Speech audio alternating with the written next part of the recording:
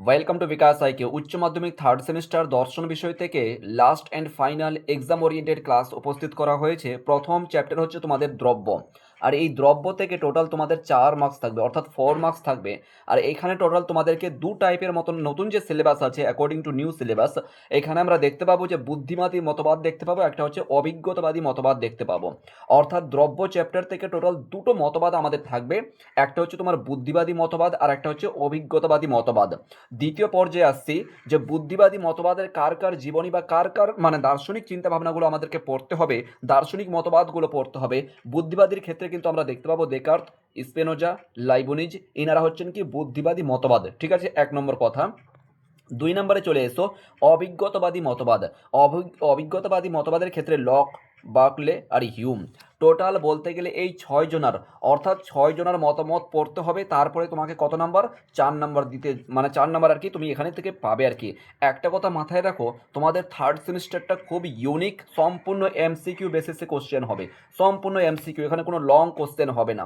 তোমাকে 6 জনার মতবাদ তোমাকে পড়তে হবে, তারপরে তুমি 4 নাম্বার পাচ্ছ। তার মানে একটুখানি ভেবে নাও যে কি হারে তোমাকে পড়তে হবে। পুরো টেক্সট বই কিন্তু খুঁটিয়ে পড়তে হবে ভালো রেজাল্ট পেতে গেলে। আর আমাদের বিকাশ এগোর তরফ থেকে সম্পূর্ণ টেক্সট বইকে খুঁটিয়ে নতুন সিলেবাস অনুযায়ী সমস্ত কিছু কিন্তু আজকের এই ক্লাসটি উপস্থিত করা হয়েছে। ইতিপূর্বে তোমরা একবার দেখে নিবে, সম্পূর্ণ এমসিকিউ বেসিসও আছে, ওয়ান লাইনার আছে, যেখানে খুব সহজ সরলভাবে তুমি কিন্তু মুখস্থ করে রাখতে পারবে। 1 নম্বর কথা। 2 নম্বর কথায় আসছি, ইতিপূর্বে ইতিপূর্বে এইচএস থার্ড সেমিস্টার যে পরীক্ষা হয়েছিল নতুন সিলেবাসের, 40-এর মধ্যে 39টা এমসিকিউ হুবহু কমন পেয়েছিলাম। বিশ্বাস করবে না, লাইভ প্রুফ দেখিয়ে দিব, লাইভ প্রুফ দেখিয়ে দিব পরবর্তী ক্লাসে, পরবর্তী যে আমাদের মানে অনলাইন থেকে আমাদের যে অনলাইনে ক্লাস করেছিল স্টুডেন্টগুলো, সেখানে 40-এর মধ্যে 40 পেয়েছে কেউ। কিন্তু আমাদের সাজেশন, আমি যে পড়িয়েছিলাম মাত্র 21 ঘন্টার মধ্যে পুরো সিলেবাস কভার করিয়েছিলাম। 21 ঘন্টার মধ্যে কুইক রিভিশনের মধ্যে 21 ঘন্টার মধ্যে পুরো সিলেবাস রিভিশন করিয়েছিলাম। যেখানে 40-এর মধ্যে 39টা, মানে একটা কম 40টার মধ্যে 40টা কিন্তু বিশেষ করে ফিলোসফিতে কমন পেয়েছিলাম, রাইট? তো যাই হোক না কেন, তো এই হচ্ছে বিষয়। আজকে আমরা যেটা পড়তে চলেছি দ্রব্য অধ্যায় থেকে, একদম সম্পূর্ণ নতুন সিলেবাস, একদম এক্সাম ওরিয়েন্টেড। দ্রব্য থেকে যেটা পড়তে চলেছি বুদ্ধিবাদী মতবাদটা পড়বো, পরবর্তী ক্লাসে আমরা এগুলো নিয়ে আসবো বা অভিজ্ঞতাবাদী মতবাদটা পড়বো। ঠিক আছে? সো স্পেশালি যদি বলা যায় বুদ্ধিবাদী মতবাদের ক্ষেত্রে ডেকার্ত একদম সম্পূর্ণ পুঙ্খানুপুঙ্খানুভাবে কিন্তু আলোচনা হবে। ঠিক আছে? দ্রব্যের ধারণাটা প্রথমত আমাদেরকে জেনে নিতে হবে বা দেখে নিতে হবে। ঠিক আছে? দ্রব্যের ধারণাটা কি? আর একটা কথা বলছি, তোমরা যদি অনলাইনে ক্লাস করতে চাও তাহলে সেক্ষেত্রে আমাদের বিকাশ সেকুর সঙ্গে যোগাযোগ করতে পারবো অনলাইন ক্লাস করার জন্য। এখানে তোমার ফার্স্ট সেমিস্টার থেকে শুরু করে ফোর্থ সেমিস্টার পর্যন্ত অনলাইনে ক্লাস করানো হয়, এবং তার পাশাপাশি কিন্তু এখানে একজন দুজন নয়, টোটাল 14 জন শিক্ষক শিক্ষিকা রয়েছেন। প্রত্যেকটা বিষয়ের জন্য আলাদা আলাদা শিক্ষক শিক্ষিকা রয়েছেন। যেমন দর্শনের ক্ষেত্রে, দর্শনে আমাদের বিকাশ এগোতে টোটাল 2 জন, আমি তো অলরেডি পড়াচ্ছি, আরেকজন শিক্ষক রয়েছেন, টোটাল 2 জন শিক্ষক রয়েছেন। 40-এর মধ্যে 40 যদি না কমন দিতে পারি, সম্পূর্ণ টাকা রিফান্ড করে দেবো। তোমাদের যে টিউশনি ফিটা লাগবে, সেটা মানে আমাদের যে একটা পারিশ্রমিক মূল্য দিতে হবে আর কি, সেটা কিন্তু সম্পূর্ণ রিফান্ড হয়ে যাবে, 200% গ্যারেন্টি থাকবে। সম্পূর্ণ এক্সাম ওরিয়েন্টেড ক্লাস তোমরা এখানে করতে পাবে। এই নাম্বারে তোমরা হোয়াটসঅ্যাপ করতে পারো। ঠিক আছে? 8100191916 এই নাম্বারে। ঠিক আছে? 8100191916 এই নাম্বারে হোয়াটসঅ্যাপ করবে, মানে নোটস নেওয়ার জন্য এবং অনলাইনে ক্লাস করার জন্য। ঠিক আছে? All the best. নেক্সট চলে এসো।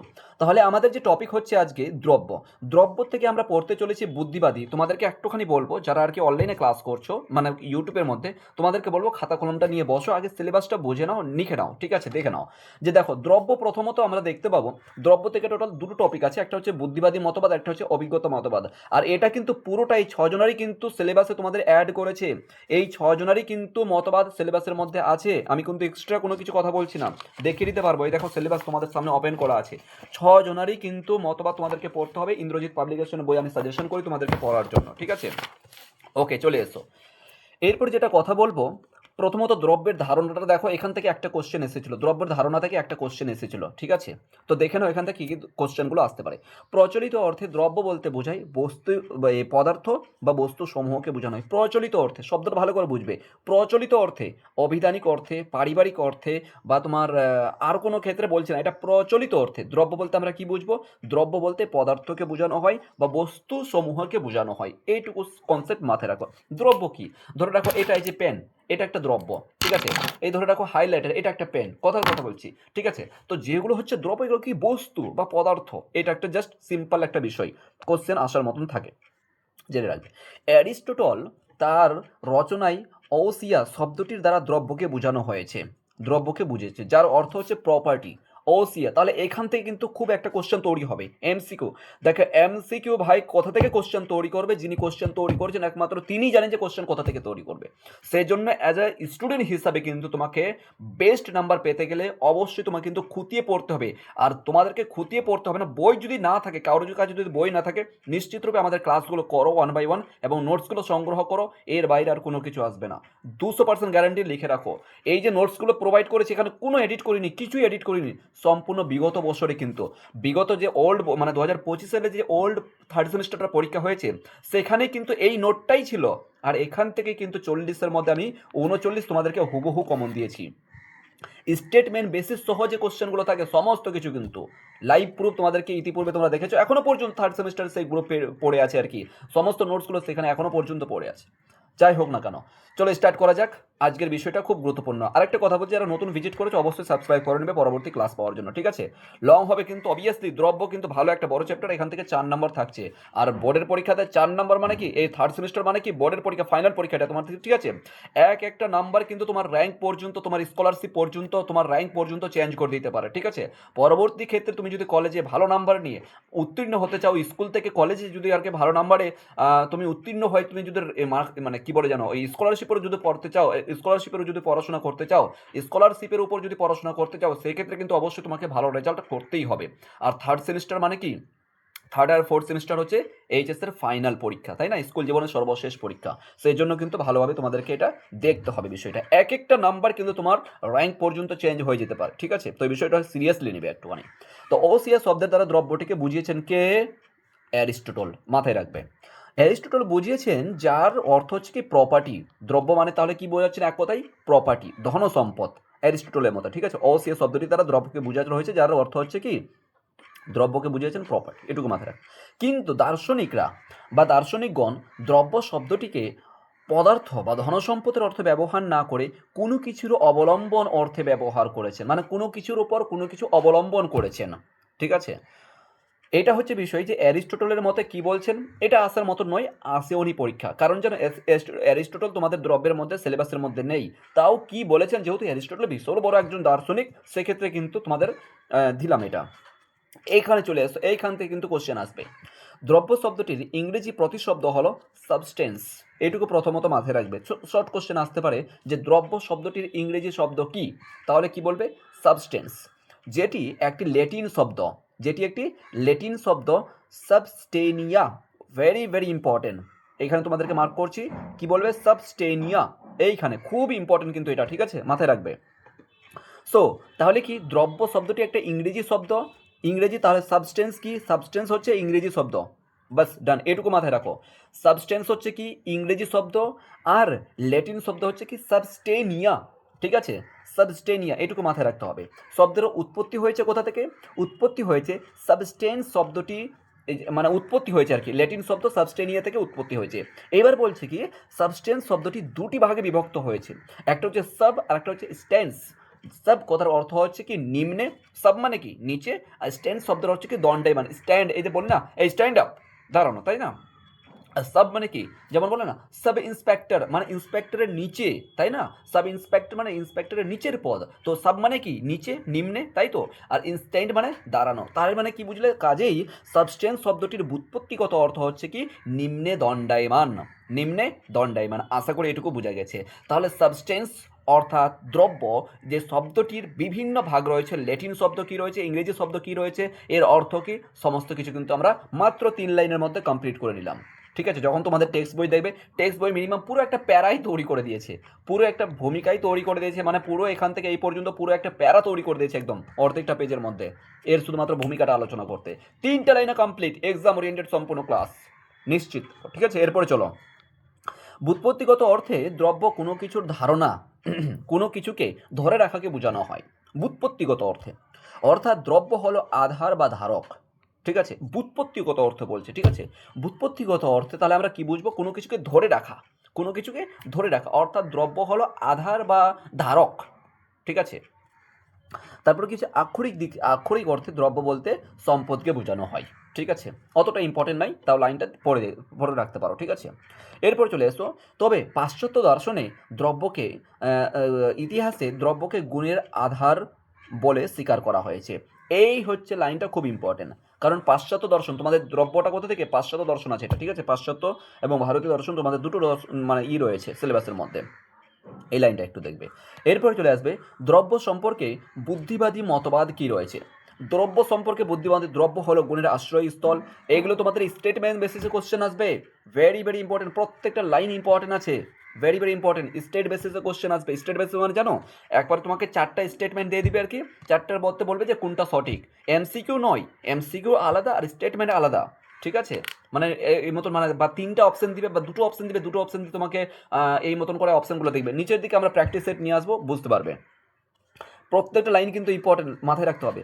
দ্রব্য হলো বস্তুর ক্রিয়ার উৎস, দ্রব্য হলো স্বনির্ভর সত্তা, দ্রব্য হচ্ছে কি বুদ্ধির মাধ্যমে উপলব্ধি করা যায়, ঠিক আছে, এটা জয় হয়ে গেছে, ভুল হচ্ছে, যাই, ওকে, এই পর্যন্ত টান। তাহলে এই হচ্ছে বিষয় যে দ্রব্য সম্পর্কে বুদ্ধিবাদীদের মতবাদ কি রয়েছেন। তাহলে বুদ্ধিবাদীদের মতবাদ তার মানে কি, এখানে 3জনেরই কিন্তু মতবাদ কি রয়েছেন দ্রব্য সম্পর্কে, এই 4টে লাইনের মধ্যেই কিন্তু আমরা উপস্থিত করে দিলাম, ওকে, এই 4টে লাইনের মধ্যে কিন্তু বুদ্ধিবাদীদের মতবাদ কি রয়েছে দ্রব্য সম্পর্কে উপস্থিত করে দেওয়া হয়েছে, ডান। এরপরে চলে আসো, এখানে আমরা মূল আলোচনা যেটা করব আজকে, আমাদের ক্লাসের টপিক হচ্ছে, মূল টপিকটা সেটা হচ্ছে তোমার রেনে দেকার্ত, আধুনিক পাশ্চাত্য দার্শনিক, হ্যাঁ, দর্শনের জনক, এই লাইনটা খুব ইম্পর্টেন্ট। তাহলে আধুনিক পাশ্চাত্য দর্শনের জনককে রেনে দেকার্ত, খুব ইম্পর্টেন্ট। তার প্রিন্সিপাল অফ ফিলোসফি গ্রন্থে দ্রব্যের 2টি সংজ্ঞা দিয়েছেন। তাহলে তার এখানে যদি প্রশ্ন থাকে প্রিন্সিপাল অফ ফিলোসফি কার বই, তাহলে কি বলবে, রেনে দেকার্তের, খুব ইম্পর্টেন্ট। এখান থেকে দেখো প্রত্যেকটা লাইন থেকে, এক একটা লাইন থেকে 2 থেকে 3টে এমসিকিউ তৈরি হয়ে যাবে, সম্পূর্ণ এক্সাম ওরিয়েন্টেড, এরকমই বলছি না, লাস্ট এন্ড ফাইনাল। ভালো করে পিডিএফটা খালি ধুয়ে মুছে চলে যাও, ভালো করে একবার করে চোখ বুলিয়ে নাও, নিশ্চিত রূপে কোনো বই পড়া লাগবে না আর কিছু, ঠিক আছে। সো প্রিন্সিপাল অফ ফিলসফি খুব ইম্পর্টেন্ট, রেনে দেকার্ত, ওকে, মাথায় রাখবে। এরপর চলে এসো, এখানেও দেওয়া রয়েছে, তোমরা যদি অনলাইন ক্লাস করতে চাও তাহলে দেখতে পাবে প্রত্যেকটা বিষয় কিন্তু এক জায়গাতে ভর্তি হবে, বিকাশ সাইকোতে সমস্ত ক্লাস কিন্তু পেয়ে যাবে, ঠিক আছে। ওকে, চলে এসো, যা স্বনির্ভর ও অন্য নিরপেক্ষ। আচ্ছা, প্রথম সংজ্ঞা দেখো, 2টি সংজ্ঞার কথা বলেছেন।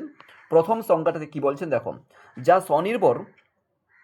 যা স্বনির্ভর ও অন্য নিরপেক্ষ তাই দ্রব্য, খুব ইম্পর্টেন্ট, এই লাইনটা বুঝতে হবে। দ্বিতীয় ক্ষেত্রে কিন্তু দ্বিতীয় সংজ্ঞা পড়ে আসছে, এটাকে আগে প্রথমত জানো। দেখো, স্বনির্ভর ও অন্য নিরপেক্ষ তাই হচ্ছে দ্রব্য, তাহলে এখান থেকে কি করে বলো তো, এখান থেকে তোমার এই লাইনটাই উঠিয়ে দিবে, অর্থাৎ সংজ্ঞাটা উঠিয়ে দিয়ে বলবে যে এই সংজ্ঞাটি কে দিয়েছেন, দ্রব্য সম্পর্কে এই সংজ্ঞাটি বা উক্ত সংজ্ঞাটি কে দিয়েছেন, 4জনের নাম দিয়ে দিল, স্পেনোজা, রেনে দেকার্ত, হিউম, এই মতন করে বলে দিবেন। সেক্ষেত্রে কিন্তু ভেরি ভেরি ইম্পর্টেন্ট, এই সংজ্ঞাটা কিন্তু অবশ্যই তোমাদেরকে মুখস্থ রাখতে হবে, লাইন ধরে ধরে তোমাদেরকে পড়তে হবে, রাইট।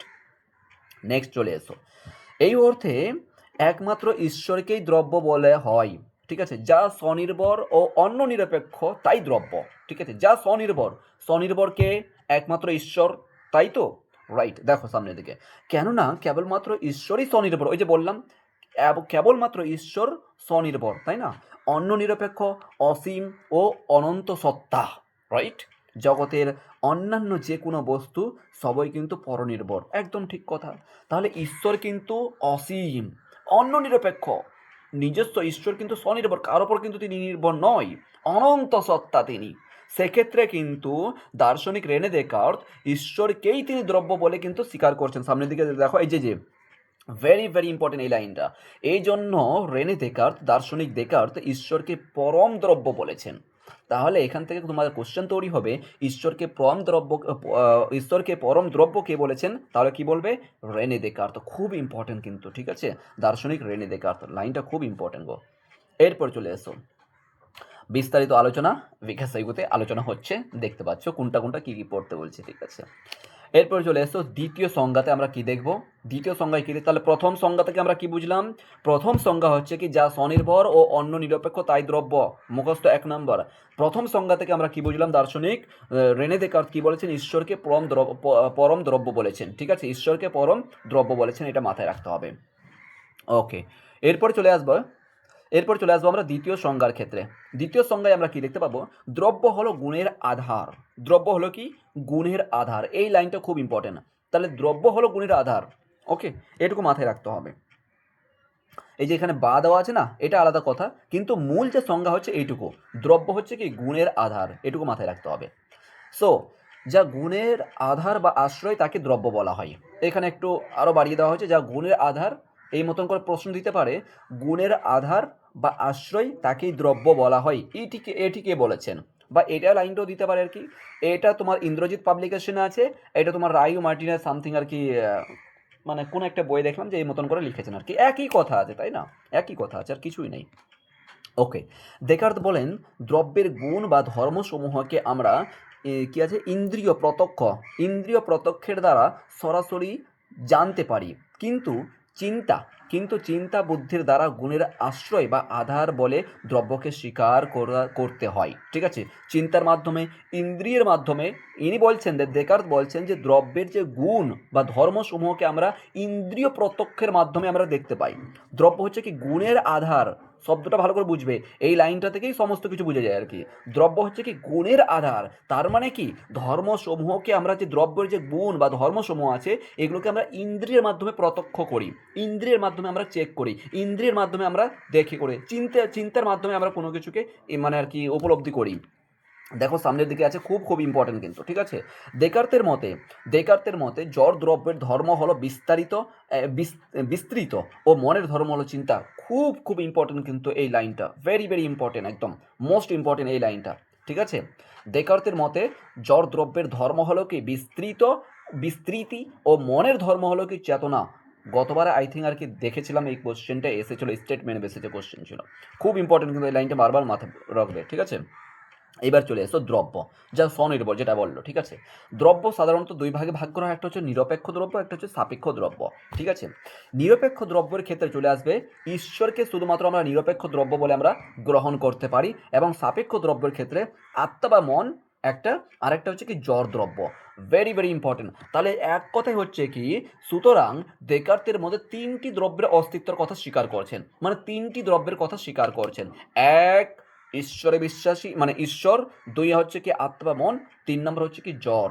তার মানে কি বুঝলে এখানে, মূল কথা হচ্ছে কি রেনে দেকার্তের মতে দ্রব্য তিন প্রকার, বা শেষ কথা। এবার যদি কোশ্চেন দেই, রেনে দেকার্তের মতে দ্রব্যকে তিন ভাগে ভাগ করা হয়েছে, ঈশ্বর কোন ভাগের মধ্যে, নিরপেক্ষ না সাপেক্ষ? তার মানে এটা প্রথমত মাথায় রাখতে হবে যে ঈশ্বর হচ্ছে কি নিরপেক্ষ দ্রব্য, আর সাপেক্ষ দ্রব্য কি দেহ, মন, আত্মা, জড় দ্রব্য, এগুলো, ঠিক আছে। খুব ইম্পর্টেন্ট কিন্তু ক্লাস, প্রত্যেকটা পয়েন্ট টু পয়েন্ট কিন্তু আলোচনা করছি, মনোযোগ সহকারে দেখবে, ঠিক আছে। ওকে ওকে ওকে ওকে, কোথায় গেল জানো? আচ্ছা, এখানে কিছু লিখেছি আমরা। দেখো এখানে আরেকটা তোমাদেরকে দেকার্তের মতে যা, আচ্ছা এখানে তোমাদেরকে একটা বিষয় লিখতে বলবো আমি, ঠিক আছে, এক মিনিট দাঁড়াও, আমি বই লিখে রেখেছি, দেখো এই যে একদম বইয়ে লিখে রেখেছি, ঠিক আছে, এখানে বইয়ে লিখে রেখেছি। দেখো ইতিপূর্বে বললাম, কোথায় গেল জানো, হ্যাঁ, টোটাল তিন প্রকার দ্রব্যের কথা তিনি স্বীকার করেছেন, ঠিক আছে। জড়জগতের মূলে আছে জড়দ্রব্য, এই লাইনটা লেখো তো, জড়জগতের মূলে আছে জড়দ্রব্য এবং চেতনা জগতের মূলে আছে চেতন দ্রব্য, ঠিক আছে, এই লাইনটা লিখে রাখো। দ্বিতীয় সংজ্ঞার ক্ষেত্রে কিন্তু আমরা পাবো, দ্বিতীয় সংজ্ঞাতে দ্রব্যকে সাধারণত দুই ভাগে ভাগ করা হচ্ছে, একটা নিরপেক্ষ দ্রব্য, একটা হচ্ছে কি সাপেক্ষ দ্রব্য। নিরপেক্ষর ক্ষেত্রে ঈশ্বরকে আমরা দেখতে পাবো। এখানে আরেকটা বিষয় মানে অ্যাড করো, দেকার্তের মতে জড়দ্রব্যের ধর্ম হলো বিস্তৃত ও মনের ধর্ম হলো চেতনা। হ্যাঁ হ্যাঁ, অলরেডি কিন্তু নোটের মধ্যে আলোচনা করলাম, নো প্রবলেম। ঈশ্বরকে সমান বলা, আচ্ছা ঠিক আছে, আলোচনা করা হয়েছে। এইখানে দেখো দেকার্তের মতে যা স্বনির্ভর ও অন্য নিরপেক্ষ তাই দ্রব্য, যা স্বনির্ভর অন্য নিরপেক্ষ তাই দ্রব্য, তার মানে কি ঈশ্বর, তাই তো, স্বনির্ভরকে একমাত্র ঈশ্বর। তিনি নিরপেক্ষ দ্রব্য ও সাপেক্ষ দ্রব্যের দুটি ভাগে বিভক্ত করেছেন। তবে দেকার্তের মতে দ্রব্য তিনটি, এক হচ্ছে কি জড় দ্রব্য, মন দ্রব্য ও ঈশ্বর। এর মধ্যে ঈশ্বরকে নিরপেক্ষ দ্রব্য, আর জড় দ্রব্য আর মন দ্রব্যকে সাপেক্ষ দ্রব্যের মধ্যে অ্যাড করে রেখেছেন। ওই উপরে যে ডায়াগ্রামটা আমরা দেখলাম, এই যে এটারই কথা বলছে, ঠিক আছে, এটাকে বুঝলেই কিন্তু একবার হয়ে যাবে। ওকে, এরপর চলে এসো। তার মানে এখানে আমরা এই পর্যন্ত জড় দ্রব্য আর বিস্তারিত কিছু আলোচনা আমরা দেখতে পাচ্ছি। টেক্সট বই সহকারে কিন্তু আমরা পড়বো। চেতন দ্রব্য হচ্ছে তাই, যার স্বনির্ভর অলরেডি কিন্তু আমরা আলোচনা করেছি, আর কিছু নেই, আর কিছু লাগবে না, বাস এইখান থেকে এইটুকু পড়লেই কিন্তু টেক্সট কমপ্লিট। অর্থাৎ রেনে দেকার্তের উপর যে কোশ্চেনগুলো হতে পারে এমসিকিউ বেসিসে এইখান থেকে কিন্তু ভালো করে পড়লেই কিন্তু যথেষ্ট। তুমি এখান থেকে একটা কোশ্চেন পাবেই তো পাবেই। এতটা পড়লাম একটা কোশ্চেন, ইয়েস অফকোর্স একটা কোশ্চেন, কারণ তোমাদের 6 জনের মতবাদ পড়তে হবে। বুদ্ধিবাদী আর অভিজ্ঞতাবাদী মতবাদের টোটাল 6 জনের মতবাদ রয়েছে, তাই না? 6 জনের মতবাদ থেকে তার মানে 6টা কোশ্চেন তৈরি হবে এমনটা তো নয়, 4টে মাত্র কোশ্চেন দিবে। তাও তো আমি বললাম যে এখান থেকে তোমার একটা কোশ্চেন তৈরি হবে, ঠিক আছে? যথেষ্ট, এগুলো বললেই হবে। এবার চলে আসবো আমরা এমসিকিউ বেসিসে কোশ্চেন বা ওয়ান লাইনার বলবো এটাকে, ঠিক আছে? ওয়ান লাইনার কোশ্চেন প্র্যাকটিস করো, ঠিক আছে? ওয়ান লাইনার কোশ্চেন কী কী আমরা দেখতে পাবো, চলে এসো দেখো। জড়দ্রব্য ও চেতন দ্রব্য এই দুই প্রকার পরস্পর বিরোধী দ্রব্যের কথা বলেছেন দেকার্ত, ঠিক আছে? তাহলে কি চেতন দ্রব্য আর জড়দ্রব্য দুটো বললাম না, দুটো আলাদা। জড়দ্রব্য আর চেতন দ্রব্য দুটো কোনো আলাদা দ্রব্য, ঠিক আছে? এর কথা বলেছেন কি দেকার্ত। দেকার্তের মতে ঈশ্বরকে সাধারণত ধর্ম ঈশ্বরের, আচ্ছা খুব ইম্পর্টেন্ট এই লাইনটা, 2 নাম্বারটা দেখো। দেকার্তের মতে জড়ের সাধারণ ধর্ম কি বিস্তৃত, জড়ের সাধারণ ধর্ম কি বিস্তৃত, খুব ইম্পর্টেন্ট, প্রত্যেকটা কিন্তু একদম খুঁটিয়ে খুঁটিয়ে বের করেছি একদম। 3 নাম্বারটা দেখো, কোন দার্শনিক দ্বৈতবাদী নামে পরিচিত? Descartes, very very important. দ্বৈতবাদী নামে পরিচিত কি রেনে দেকার্ত, ঠিক আছে? এরপরে চলে এসো, ক্রিয়া প্রতিক্রিয়ার বা মিথস্ক্রিয়ার বাদের প্রবর্তক হলেন কে? দেকার্ত, ভেরি ভেরি ইম্পর্টেন্ট, খুব ইম্পর্টেন্ট, কিন্তু প্রত্যেকটা লাইন কিন্তু ইম্পর্টেন্ট, ভালো করে পড়লেই যথেষ্ট রেনে দেকার্ত, এর বাইরে আর কোনো কিছু লাগবে না। দেকার্তের মতে দ্রব্যের সংখ্যা কয়টি? 3টি, ইতিপূর্বে আমরা দেখলাম, তাই না? যা স্বনির্ভর ও অন্য নিরপেক্ষ তাই দ্রব্য, এটা কে বলেছেন? দেকার্ত বলেছেন, এক্ষুনি পড়লাম আমরা। সাপেক্ষ নিরপেক্ষ দ্রব্যের অস্তিত্ব স্বীকার করেছেন কে? দেকার্ত। সাপেক্ষ নিরপেক্ষ, সাপেক্ষ মানে কি মন আর জ্বর, তাই না? আর তোমার কি বলে যেন, আর ওই নিরপেক্ষ হচ্ছে কি ঈশ্বর, রাইট? এটা কথা বলেছেন দেকার্ত, বলেছেন এটা। এই মতন করে কোশ্চেন দিবে, তোমার উঠিয়ে পুরো লাইনটাই তুলে দিবে, এই মতন করে বলবে এটা কে বলেছেন, এই মতন করে কোশ্চেন হয়েছে, দেখবে।